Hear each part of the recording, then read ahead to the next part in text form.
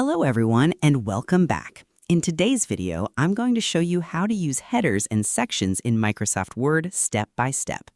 Headers let you display information like page titles or page numbers at the top of each page, while section breaks allow you to apply different formatting to different parts of your document. So let's get started. First, open Microsoft Word on your computer. Open an existing document or create a new one. To add a header, click the Insert tab at the top of the window. Then click Header. Choose one of the built-in header styles from the gallery.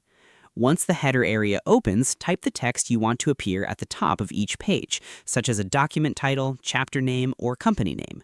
When you're finished, click Close Header and Footer or double-click anywhere outside the header area. Now, let's create sections in the document. Place your cursor where you want the new section to begin. Click the Layout tab. Then click Breaks and choose the type of section break you want, such as Next Page. This creates a new section that can have different headers, footers, page numbering, or page orientation. To use a different header in the new section, double-click the header area. Then click Link to Previous to turn it off. Now you can edit the header for the new section without changing the previous one.